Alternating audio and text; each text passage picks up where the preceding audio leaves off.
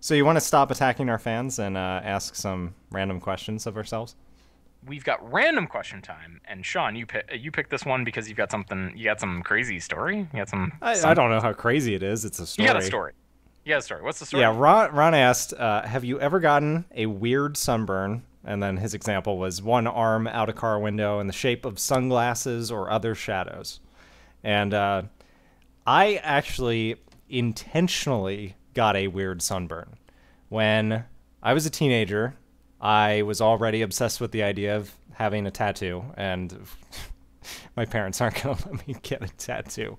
I had to wait until I was 18. And then I did. Be careful what you put on your bodies, kids. Anyway, I was like 16 or 17. I was at the beach. Everyone was getting henna tattoos, including my mother. Like, henna tattoo, come on. It's just goofy fun, and it lasts a little while, and then it goes away. And I was obsessed with the idea of having a tattoo. So I put flames around my wrist, which is actually, I took that from Chester Bedingfield, who is the singer from Linkin Park. And I made sure I got it as soon as I got there. I got to the beach, I went to the henna tattoo parlor, got my henna, and then I got tan.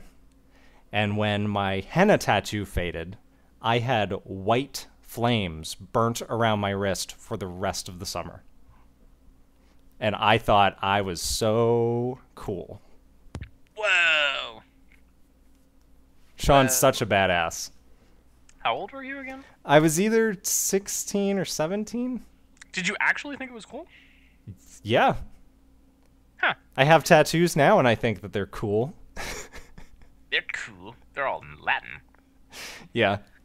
I don't care for tattoos, but that's a weird sunburn. Yeah. But intentionally weird, not like, you know. Yeah, I know, like, I've seen girls who will, like, intentionally sunburn like a Playboy bunny onto their skin, like around their hip or something. And I don't know if I saw that before I thought of this idea or after, but I thought it was a pretty cool application of a henna tattoo. Well, I've never done that. And I've gotten a weird sunburn. My mom has gotten the arm out the whatever, blah blah. You drive The driving down tan. the road and oh, have you seen that image of the truck driver whose face is all messed up because of how long he drove truck? No. There is this image. It's kind of haunting.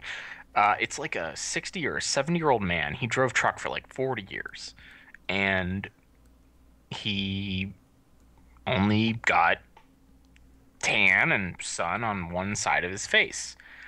And it's this really vivid picture of him, and the like right side of his face looks normal, and the left side of his face is like totally deformed and drooping and like weird. So he's Just Harvey. He's real life Harvey Dent. kind of.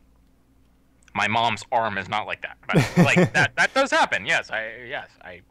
Ron, yes, that happens. He also tweeted about like peeling burnt skin off of his head recently. And I was like, bah. Yeah, He must one of those bad problems with being sunburn. bald. Well, I did get a weird sunburn when I was in a junior in high school. I was very enthusiastic about my school and all the programs there, and I was always involved in like fundraising stuff. Bake sales. Yeah, sure, bake sales.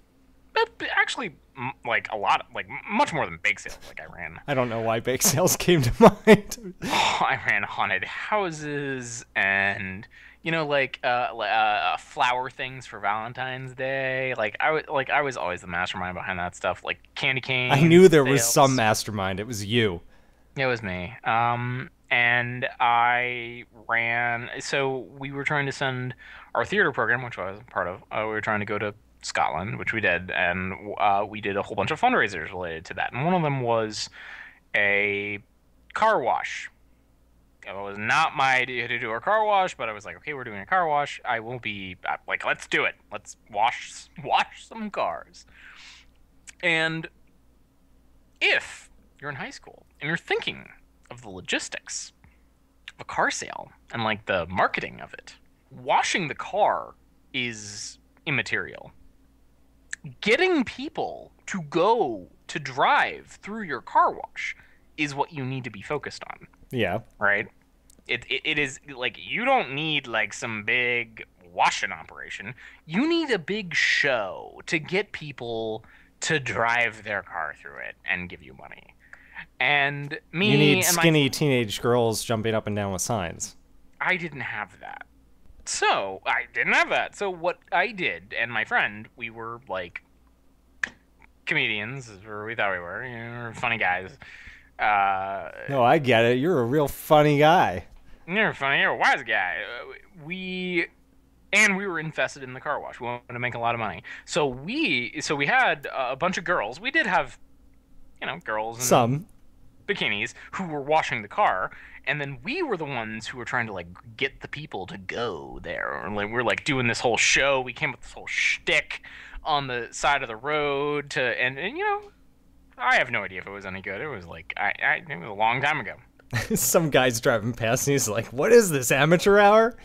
But enough of Lays that. on his horn. Okay. Yeah, okay, whatever. I'll do this. So this was in the summer. We were raising money over the summer because we were going to go in like August. So we were doing these fundraisers like right up to the. We had to fly to Scotland, and we were doing this right up into August. So we were doing this this car wash in July, the dead of summer in Ohio. It's really hot, and I was wearing flip-flops, not shoes, because my feet will be cooler. And surely this is a good decision. And I put sunscreen lotion like all over my arms and my face and my legs, but I didn't put any on my feet because I didn't even think of it. Would you? Yeah, but you're asking me halfway through this story. I didn't do it. I didn't think of it. And I was out for probably like from 10 in the morning until 6. And I was out there, like, we were pouring buckets of water on each other, we were having a good time. And, you get a sunburn. You don't really know that you have one until later. Until it's too late. Yeah. And I got home at, like, 8 or whatever. And you're like, why do my feet feel like they're on fire right now? And I look at my feet, and I take my flip-flops off. I have flip-flops on right now, and I'm doing this. Take my flip-flops off. And my feet are just kind of dirty, so it sort of looks like this. Well, not really. And I saw like these white strips where the thong flop was. Yeah, whatever the thong was. I was like, oh. And then I had these bright red burning like pockets on the tops of my feet. Oh man.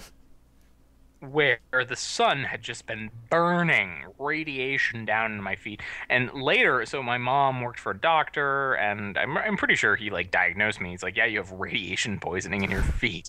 Son, I don't know how to tell you this. You're screwed. I had left my feet out under the sun for like 9 hours in the dead of summer, and I got radiation poisoning in my feet. I got the worst sunburn I'd ever gotten before or since. And I couldn't wear shoes for 2.5 weeks. And several times a day, this is going to be really gross, sorry. I would rub aloe on them to try and cool down, down. Yeah. The aloe that I was rubbing in, some of it would seep through the burnt part of my skin into the like pocket that was formed between the like burnt part and the part that was like regrowing. And eventually the burnt, crispy, disgusting skin that was I needed to get rid of, it like opened up. Right? Like this pocket was like, okay, like we're pulling away from your body. And I had put so much aloe on it that, there was like gooey, disgusting stuff in there, and it was green because I've been rubbing so much aloe on it. It seeped through, and I was like, "Oh, hey, this is like, hey, part of my foot is coming off, and oh God, there's like green goo coming out." It was like, You've turned into a Buffy demon. was it Doom that had the green blood?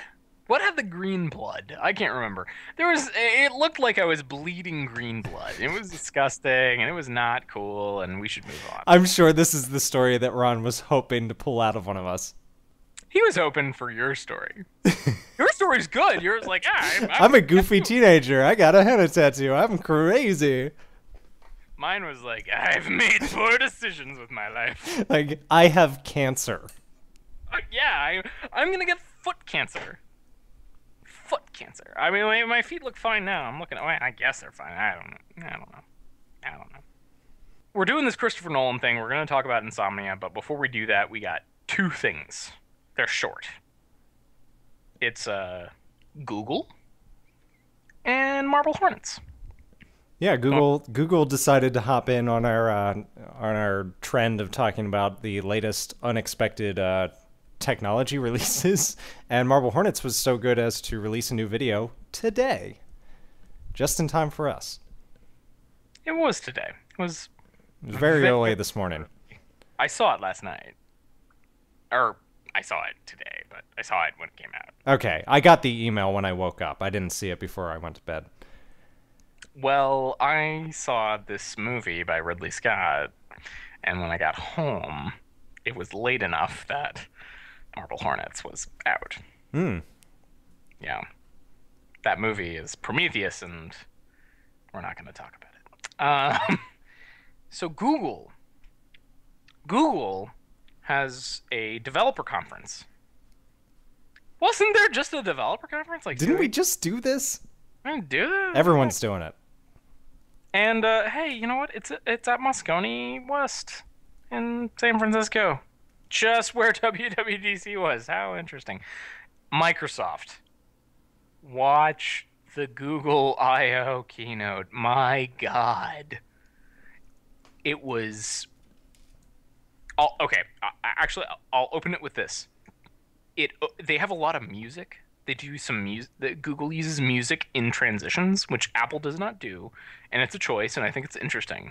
Do you know what the first music song was? No. Before they introduced the first. It was f***ing dubstep. What the f***ing damn it? Why is this dubstep? Kill it with fire. This is. Ugh. I don't understand why marketers are thinking that that is what is appealing to the people who... It seems like all the people who you'd want to appeal to are the people who are complaining about the dubstep revolution. I think that it was like the Microsoft thing. I have no idea why you were using dubstep there. They've been using dubstep in commercials for like their video game, the video games that they've been publishing for Xbox for a couple months, and it was already bothering me. I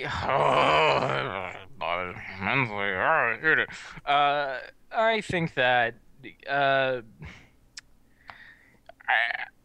this was not advertising for Google, so they get a pass from me. Like, this was not like something that they're trying to sell. This was to their developers and to the people watching Google I/O, and I bet it's a bunch of like younger people for whom this would be appealing. But I bet there were also a bunch of people there who turned to each other and were like, why? No. Yes. So I won't fault them. One guy goes, Freebird! Yeah. I won't fault them on like a corporate branding messaging stance like I did with Microsoft. I'm just going to say, don't like, blah, not good. So they rolled out their new mobile operating system. It's called Android 4.1. It's Jelly Bean. How fantastic we get this new thing. I watched most of the keynote. The comments on the YouTube version of the keynote, it's like the worst version of people who kind of know what they're talking about, but not really. But not enough. And then just pile drive with their ignorance.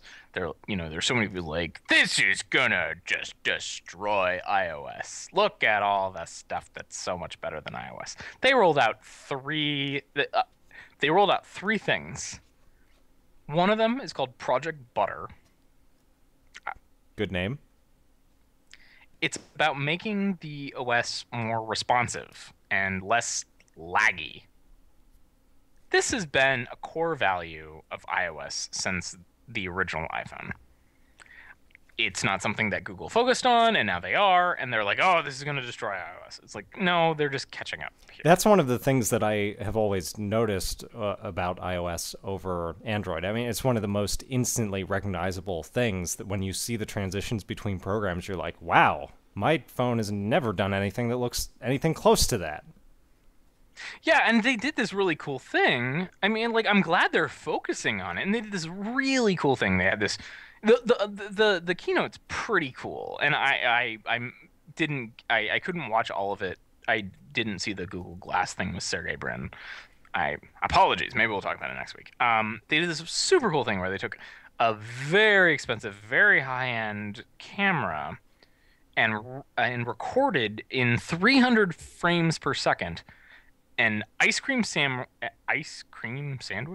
and jelly bean phone, same hardware, right next to each other, and they did stuff on them, and then slowed it way down so you could see all of the stuff on it. And the jelly bean phone just like blew it out of the water on like the transitions and all of that. It's cool. I'm glad that Android is finally focused on this, and the fact that the people in the comments are like, oh, this is going to blow iOS out of the water. It's like, yeah, just like pay attention to what's happening. You know? I just dismiss those comments at this point. I'm like, you guys don't know what you're talking You don't know about. what's going on, do you? Wow. We're not going to talk about all that. We're going to talk about something else. We're going to talk about the tablet they introduced.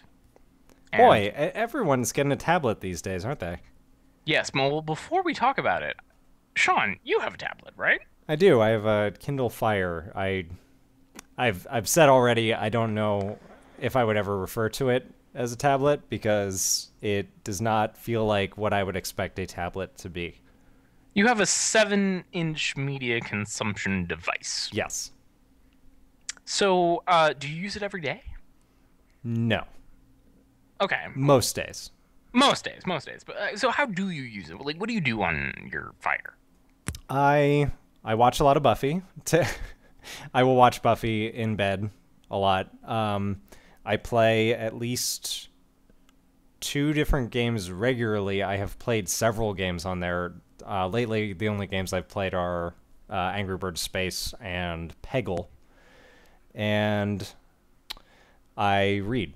I read almost the entire... I tore through the Hunger Games trilogy in about 6 weeks, and I just finished it last week, and I read almost the whole thing on the Fire. Good experience? Yeah. I have also, every so often, I have Amazon Prime, so I will buy completely random household stuff because it has no tax and no shipping, and I know it's just going to show up at my door. I'm like, sweet, I got a case of bottles of water now, or like things I don't want to go to the store because I know I can have them delivered. It's like the total most lazy thing I could do. But economically and time-wise, it just makes sense. So anyway, there's a nice native app for the Kindle, obviously, because they want you to buy stuff through Amazon. There's a nice native app for it that I will just bring it up and, order my pack of paper towel rolls or whatever I'm buying. And I'll typically do that through the Fire instead of sitting down at a computer and doing it. I'm ripping this off from, I think, Marco Arment on the 5x5 network, but the Kindle Fire is a magical vending machine that you use to give money to Amazon. And that's what I knew I was buying, which is why I hardly consider it a tablet, because I just feel like it is a part of my Amazon experience. The only Right. thing that I'm not really using it for that would be the Amazon experience is like their digital services, like music and movies and stuff. I've never done that because I'm so invested in my Xbox library and all of that stuff. I'm never gonna switch. Sure. I mean, like when it came out, so I've always thought about getting a Kindle. I use my iPad to read ebooks, and I find myself reading ebooks more on my iPhone just because it seems more convenient, or like it's less Because you're weighty. probably already on your iPhone for something else. Yeah, I'm going to the bathroom or whatever. Reading Yeah. an ebook on, I mean, whatever, blah blah blah. And also, my iPad is very much like a computer replacement. Like my email is on it, and like you can just there's so much else on it that I do. I've edited spreadsheets on it. Like I take it with me to See, meetings. that's what I expect a tablet device to have. That yeah, And that's an that's where iPad. Fire it doesn't cross that line. Oh no. So like the Surface, that would be encroaching on that space. Yeah. The Fire, no, not at all. And the Nexus 7, I would say, is probably in the same category. So I thought about getting a Kindle Fire, but I was like, I don't want to do it. And the biggest reason why I didn't do it, it was that damn interface, that The carousel carousel. interface. Oh my God. I know that they've replaced it or they've updated it or something, but I was like, if this is what they think good design is, I don't want it. I really Even don't even think about it. I know, but like I just didn't want it. I'm like, if that's what they're gonna do, just to kill it, just get rid of it. You don't use. I mean, have they changed that? I've heard they've changed. It's still there, but I never use it because you can just put all of your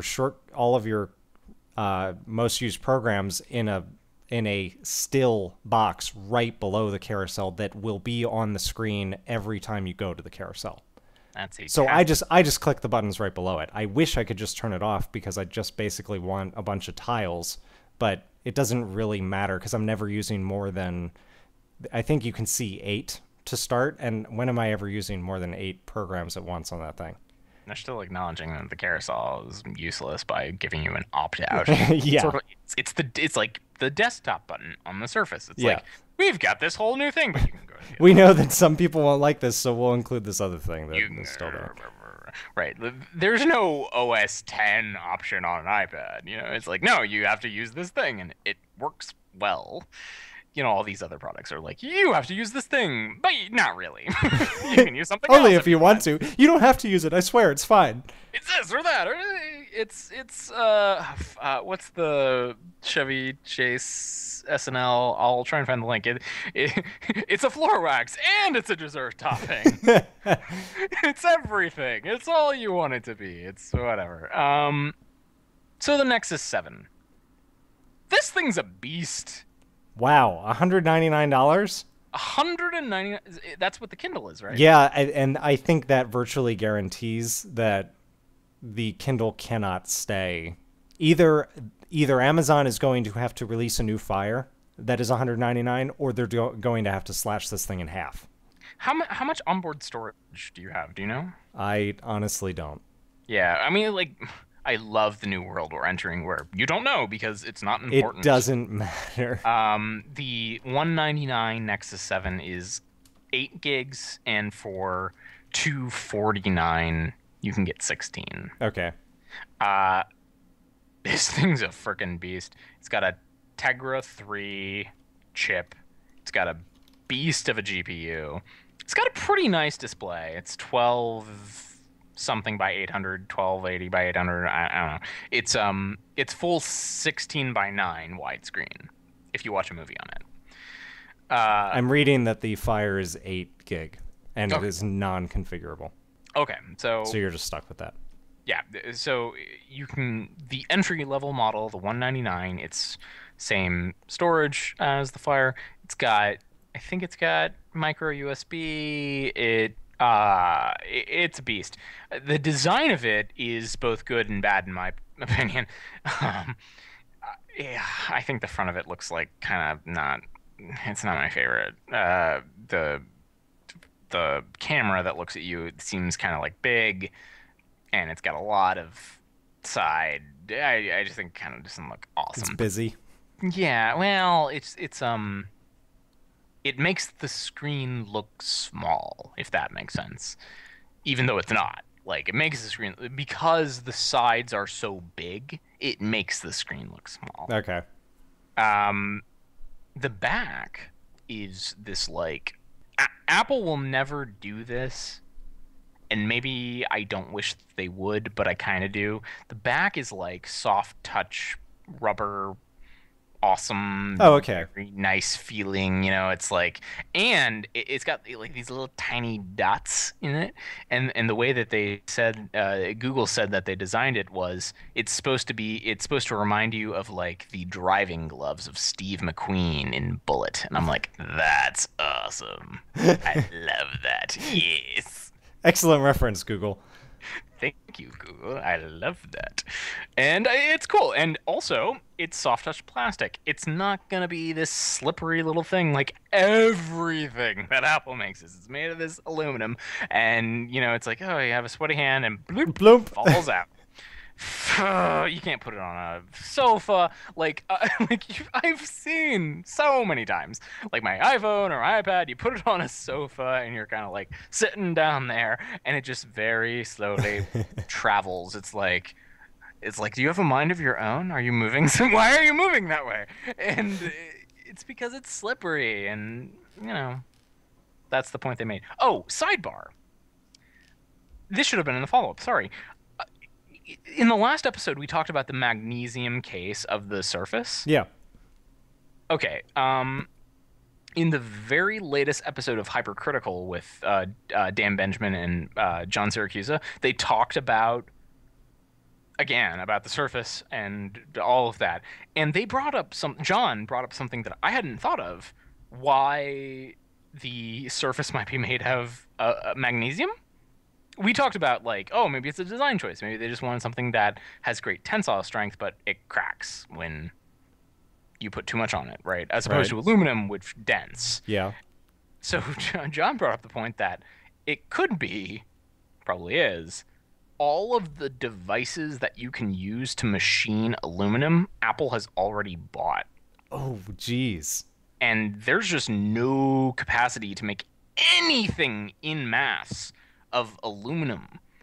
And if you want to make something, you got to make it out of something else. You have to pick something else. If you're Microsoft and you're like, well, we don't want to make it out of plastic because plastic's cheap and kind of, people, it's like, ugh.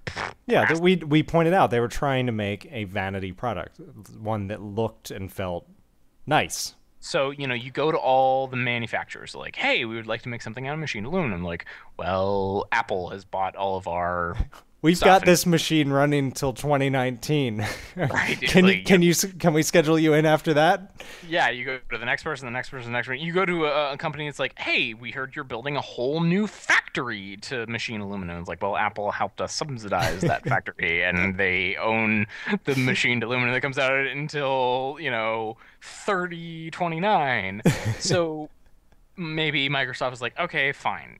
We can't make it out of machined aluminum. What else can we make it out of? Well, we can make it out of magnesium. Let's do that. That is a very interesting point. I hadn't thought of that. Neither had I. I thought it was really great. That's why I like you said, bajillions of products. Bajillions. Oh, jillions of products.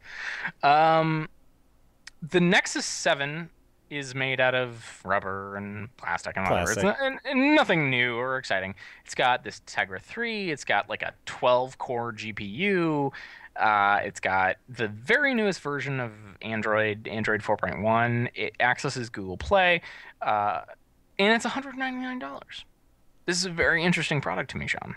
This is like a no-brainer, I think, for most of tech America. It's a Kindle Fire on steroids.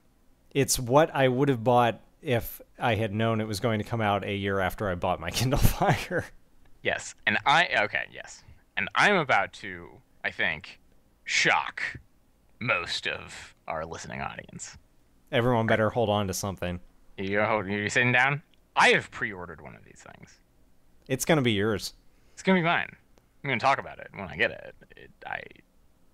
I'm getting one.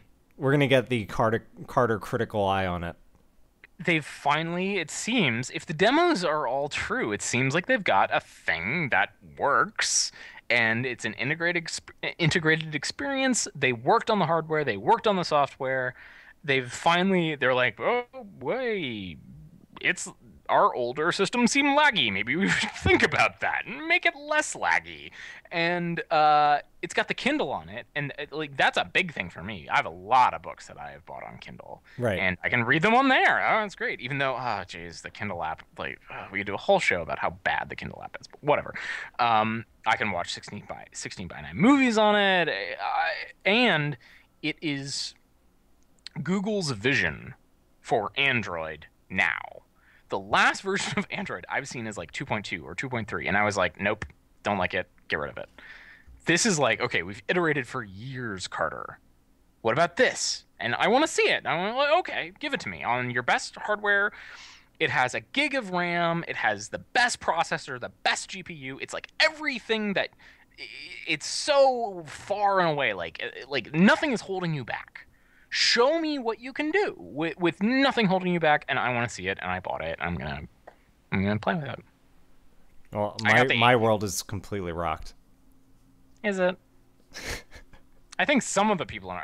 I think that you probably thought that I was thinking about getting one when you saw that it came out, right? Like I said, this price is going to motivate people who wouldn't have been considering it before, because it is just very competitively priced. And I'm sure that Microsoft knew that Google was working on a tablet. I'm sure they had worked it out somehow.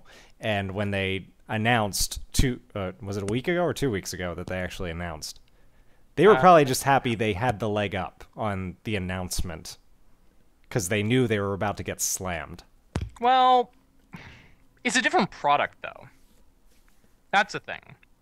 But how many people do you think might end up with this product and then no longer feel a need for the Surface? I don't know if we have time to go into that. I think that the reason Microsoft didn't announce prices was they knew that Google would announce a tablet at I/O, and they didn't know what it was. And they're like, well, what if they sell a 10-inch tablet for $200 or something, like an iPad competitor for $200, and then we're totally screwed. So, like, let's not announce prices. And then they didn't. They didn't do that. No one has announced a real iPad competitor. Even the Surface RT. I'm like, yeah, I guess it's an iPad competitor, but no one's gonna buy that. Let's save this for a potential topic in like a couple months. Okay. Like when these products have been out for a while, and I've had time to play with my Nexus 7, and let's like pricing information is announced for the Surface. We don't even know how much the Surface is. It's just wild speculation. It's all wild speculation. Let's wildly speculate about something else now. Okay.